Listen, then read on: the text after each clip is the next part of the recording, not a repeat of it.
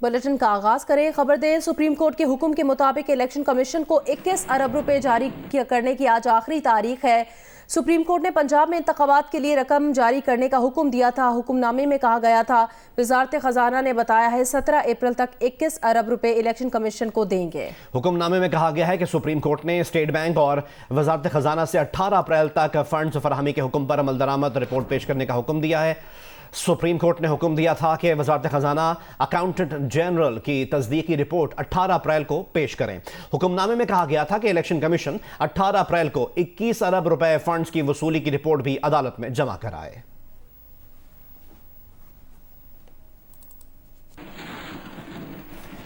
Supreme court of Pakistan की हिदायत पर पंजाब में इलेक्शन के सिलसिले में फंड्स की फरहमी का जायजा लेने के लिए कौमी असम्बली की कायमा कमेटी बराए खजाना का खुसूसी इजलास आज तलब किया गया है। Attorney general, governor, state bank और ऑडिटर जनरल को खुसूसी तौर पर इजलास में शिरकत की दावत दी गई है।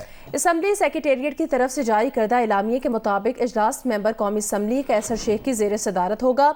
इजलास में सुप्रीम कोर्ट की तरफ पंजाब में इलेक्शन करवाने के लिए स्टेट बैंक को फंड्स जारी करने के अहकामात का कानूनी जायजा लिया जाएगा। वजीर कानून आजम नज़ीर तारड़ और अटॉर्नी जनरल मंसूर उस्मान भी इजलास में तलब कर लिए गए।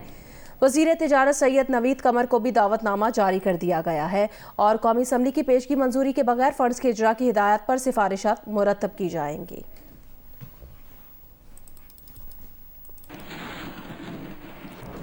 विफाकी वजीर दाखिला राना सनाउल्लाह ने कहा, स्टेट बैंक के जो अफसरान इलेक्शन कमीशन को रकम की अदायगी करेंगे उन्हें ऑडिट और रिकवरी का सामना करना पड़ सकता है। जियो न्यूज के प्रोग्राम नया पाकिस्तान में गुफ्तगू करते हुए राना सनाउल्लाह ने खबरदार किया कि ऐसा ना हो सारी जिंदगी 21 अरब रुपए की अदायगी करते रहें। मीडिया से गुफ्तगू में कहा कि जितना मर्जी जोर लगाएं, 14 मई को इलेक्शन नहीं होंगे, इलेक्शन एक साथ होंगे। अगर इंतखाबात मई में नहीं होते तो अक्टूबर भी ज्यादा दूर नहीं। सराजुल हक साहब, उन्होंने यकीनन एक संजीदा कोशिश की है और कल वो वज़ीर आज़म साहब भी मिले हैं और वज़ीर आज़म ने जो मेरी इत्तला है उसके मुताबिक उन्हें एक मुस्बत जवाब दिया है। लेकिन जब वो दूसरी तरफ गए हैं, वो दूसरी तरफ से बड़ा वाज़ेह मैसेज आया है कि जी मैं तो नहीं बैठूंगा, मैं टीम जो है ना वो मुकर्रर कर दूंगा। अब ये टीम जो होती है इसकी, उसके तो पल्ले शाही कोई नहीं होती।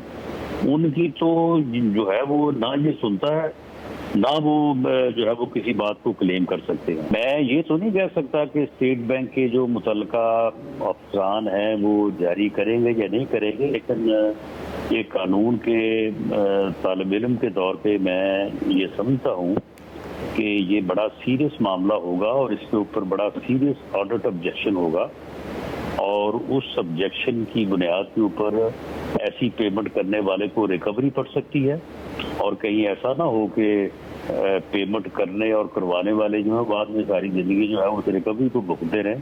21 अरब रुपए की रिकवरी जो है वो कोई कितना ही बड़ा सीरियस क्यों ना हो, उसके लिए बड़ी मुश्किलात का बायस जो है वो हो सकती है और इसमें ऐसा होने के बड़े वाज़ेह चांसेस हैं कि जो लोग पेमेंट करेंगे कल को उसके जिम्मेदार ठहराए जाएंगे।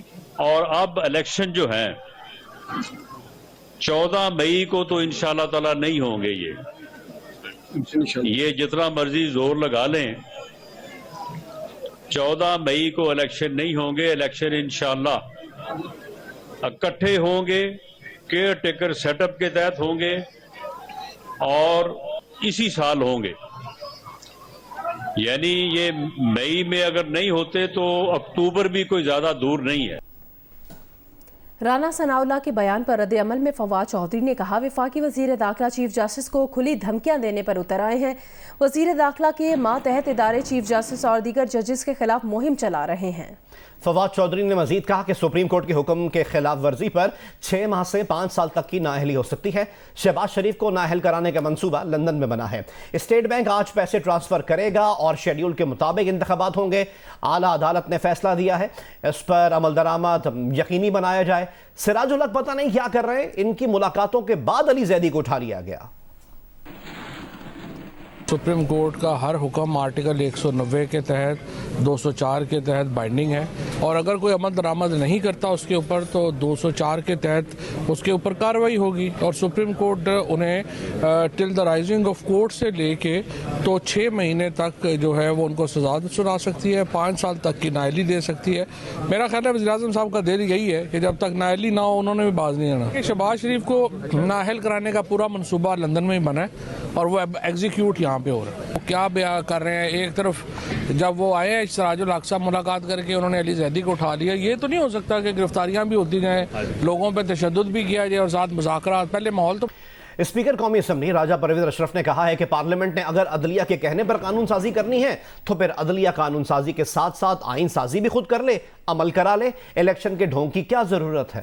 अमरीकी मीडिया को इंटरव्यू में कहा कि अगर अदलिया आवाम के मुंतखब नुमाइंदों के दायरा कार में मुदाखलत करेगी तो दूसरे भी आपके दायरा कार में आएंगे।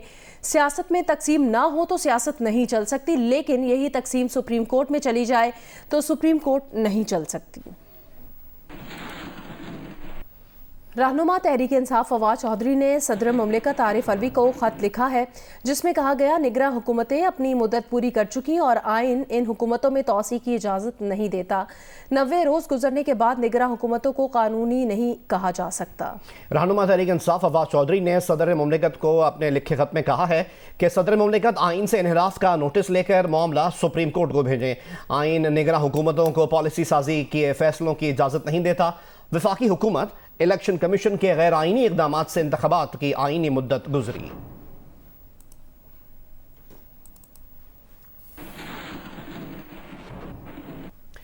अमीर जमात इस्लामी पाकिस्तान सिराजुल हक की वन इलेक्शन डिप्लोमेसी काम दिखाने लगी है। ईद के बाद जमात इस्लामी की मेज़बानी में ऑल पार्टीज कॉन्फ्रेंस होगी जिसके लिए सिराजुल हक वज़ीर आज़म शहबाज शरीफ और चेयरमैन PTI इमरान खान से इब्तिदाई बातचीत कर चुके हैं। ऑल पार्टीज कॉन्फ्रेंस का एक निकाती एजेंडा मुल्क में एक साथ आम इंतख़ाबात होगा। वज़ीर आज़म शहबाज शरीफ जमात इस्लामी से राब्तों के लिए साद रफ़ीक और अयाज सादी को नामज़द कर चुके हैं, जबकि इमरान खान ने एजाज चौधरी, परवेज़ खटक और महमूदुर रशीद पर मुश्तमिल कमेटी तश्कील दी है।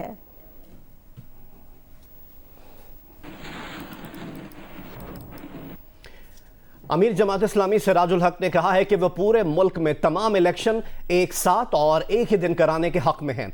इलेक्शन के मामले में सुप्रीम कोर्ट और इस्टेब्लिशमेंट गैर जानिबदार रहे। प्रोग्राम जियो पाकिस्तान में गुफ्तगू करते हुए सिराजुल हक ने मजीद कहा कि सुप्रीम कोर्ट सियासतदानों को इलेक्शन का मसला हल करने का मौका दे।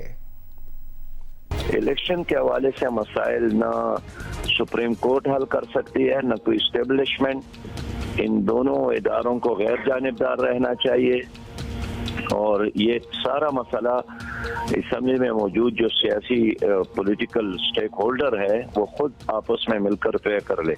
लेकिन ज़ाहिर है इसके लिए अपने अपने मौक़िफ़ से ज़रा दो कदम पीछे हटना पड़ेगा। हम चाहते हैं कि पूरे मुल्क में एक इलेक्शन हो, एक ही दिन पर हो और इलेक्शन से पहले तमाम स्टेक होल्डर्स का एक शफाफ इलेक्शन पर इत्तेफाक राय हो जाए। इसमें मैं सुप्रीम कोर्ट से ये अपील करूंगा कि वो सियासतदानों को चांस दे कि वो खुद अपने मसाइल हल कर ले और अगर कोई सुप्रीम कोर्ट का कोई जज ये समझता है कि 23 करोड़ अवाम का फैसला वो खुद ही कर सकता है क्योंकि वो खुद एक पेज पर नहीं है। तहरीक इंसाफ के रहनुमा एजाजुल हक ने कहा सुप्रीम कोर्ट के फैसले के मुताबिक इलेक्शन 14 मई को होने हैं, मगर ऐसा लगता नहीं। अमीर जमात इस्लामी सिराजुल हक का तमाम पार्टियों के सरबराहान से मिलना खुश आइंद है। ईद के बाद मैं भी पार्टी सरबराहान से मिलकर हम आहंगी पैदा करने की कोशिश करूँगा। वो साहिवाल में मीडिया से गुफ्तगू कर रहे थे। सिराजुल हक साहब ने भी देख लिया, वो हुकूमत के साथ भी इतनी पसीराई नहीं करते जो अपोजिशन के साथ भी नहीं करते, लेकिन पाकिस्तान के लिए उनको दुख है। मेरा अपना भी यही इरादा था कि मैं जाके तमाम लोगों से मिलूं और कोई बीच का रास्ता निकालने की कोशिश करें।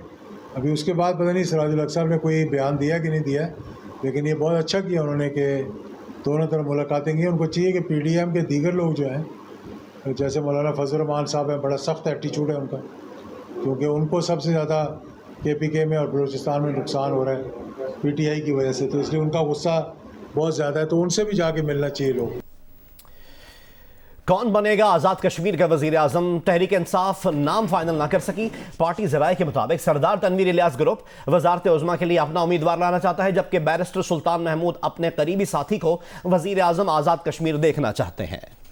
असद कैसर और परवेज़ खटक ने पार्टी में इख्तलाफात से इमरान खान को आगाह कर दिया है। तहरीक इंसाफ के अरकान के इख्तलाफात की वजह से असम्बली इजलास मुलतवी हो रहा है। असद कैसर ने कहा, जिन अरकान के दिमाग में फितूर है वो वापस आ जाएं, वरना तारीख, इमरान खान और अवाम इनको कभी मुआफ नहीं करेंगे। फैसल करीम कुंडी का कहना है कि आज़ाद कश्मीर का अगला वज़ीर आज़म जियाला होगा। पीपल्स पार्टी के फैसल करीम कुंडी ने कायदे ऐवान के इंतखाब के लिए दरकार वोटों से ज़्यादा अरकान की हिमायत हासिल होने का दावा किया है। आज इजलास मुलतवी 18 तारीख तक और हम अपनी इत्तेहादी जमातों के साथ मिलकर इंशाल्लाह हमने अपना जो है वो स्कोर पूरा किया हुआ है और इंशाल्लाह ताला 18 को जब भी वोटिंग होगी तो पाकिस्तान पीपल्स पार्टी अपनी इत्तेहादी जमातों के साथ मिलकर इंशाल्लाह हम कश्मीर का वज़ीर आज़म बनाएंगे। हमें जो नंबर दरकार उससे हम जो है वो काफ़ी आगे निकल चुके। रहनुमा मुस्लिम लीग नून आज़ाद कश्मीर मुश्ताक मिन्हास ने कहा, आज़ाद कश्मीर में वज़ीर आज़म के इंतखाब के लिए मुस्लिम लीग नून ने अपना उम्मीदवार लाने पर मुशावरत शुरू कर दी है। मुश्ताक मिन्हास ने एक बयान में कहा है कि अपना उम्मीदवार लाने की तजवीज़ कायद नवाज शरीफ और मुस्लिम लीग नून के सदर शहबाज शरीफ को मंजूरी के लिए भेज दी गई है।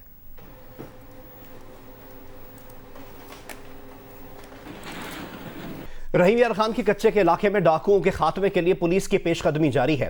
डीपीओ रिजवान गोंदल के मुताबिक पुलिस अगवा बराए तावान के गिरोह फरीदा कोकानी और शब्बीर लाठानी के ठिकानों तक पहुंच गई है और दोनों गिरोह के 8 कारिंदों को गिरफ्तार भी कर लिया गया है। मजीद क्या ताज़ा सूरत हाल है, जानते हैं नुमाइंदा जियो न्यूज़ मलिक मोहम्मद असलम से। मलिक मोहम्मद असलम, इस वक्त कच्चे में पुलिस ऑपरेशन की सूरत हाल क्या है ताज़ा? जी, ताज़ा तरीन सूरत हाल ये है कि पुलिस की नफरी मौजूद है और अपनी हिकमत अमली तय कर रही है कि उन्होंने अभी आगे कैसे वो करना है। गुज़श्ता रोज काबिल सख्यानी के ग्रुप की जानिब से रॉकेट लॉन्चर्स फायर किए गए थे, जिसमें SHO की APC को भी हिट किया गया था, मगर कोई जानी नुकसान नहीं हुआ। तो अब उसको मजीद घेराव कर लिया गया है, मुआफ़ है, फायरिंग का सिलसिला जारी है। ताहम अभी तक कोई ऐसी कामयाबी तो नहीं मिली, ताहम शदीद फायरिंग जारी है और जब डाकों की जानिब से भी सख्त मुज़ाहमत की जा रही है और फायरिंग का सिलसिला जारी है। ताहम मजीद है इस वक्त जो पुलिस की मुख्तलिफ पुलिस स्टेशनों से भी नफरी वो तलब की है और यहाँ पर जो पाक आर्मी की जो खास तौर से 6 APCs हैं वो भी उनको जो वागुजार करा लिए गए हैं इलाके ठिकानों पे कब्जा करने का, वहाँ उनको तैनात कर दिया गया ताकि दोबारा वहाँ पर कोई ऐसी वापसी कार्रवाई डाकू ना कर सके। अब डाकू पेशकदमी कर रहे हैं ताकि काबिल सख्यानी का जो गैंग है उसको बस्ट किया जा सके और अभी तक जो है वो मुकाबला जारी है और पुलिस आहिस्ता आहिस्ता पेशकदमी कर रही है। बहुत बहुत शुक्रिया मलिक मोहम्मद असलम, आपसे मजीद अपडेट्स हासिल करते रहेंगे।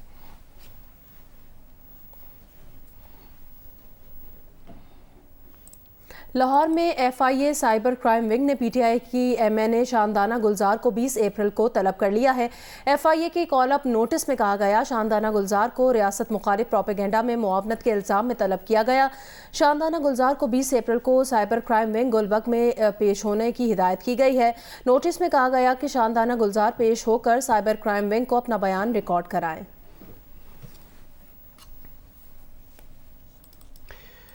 जिला खैबर के एक शहरी ने हुकूमती कारकर्दगी से मायूस होकर खस्ता हाल सड़कों को अपनी मदद के तहत तामीर करने का अज़म कर लिया।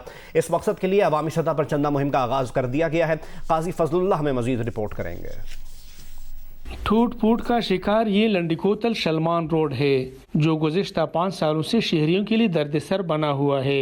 इस रोड पर यौमिया सैकड़ों गाड़ियों की आमोदरफ्त होती है, ताहम तामीर और मरम्मत पर मुनासिब तवज्जो नहीं दी गई। पता नहीं ये हुकूमत कब ये जो है ना ये इस पर काम शुरू करते हैं या कब इसका मंजूरी देगा, तो इसलिए हमने बोला कि तकलीफ तो हमारे को है और MNA और MPA साहब को तो तकलीफ नहीं है। टूट फूट का शिकार ये रोड 2 बार वफाकी वजीर रहने वाले तहरीक इंसाफ के रहनुमा पीर नूरुल हक कादरी के आबाई इलाके से गुजरता है। हुकूमती कारकर्दगी से मायूस शहरियों ने रोड की तामीर और मुरम्मत के लिए मलागूरी के मकाम पर चंदा मुहिम का स्टाल लगाया है। शहरी पुरअज़्म है कि मसला अपनी मदद आपके तहत हल करेंगे।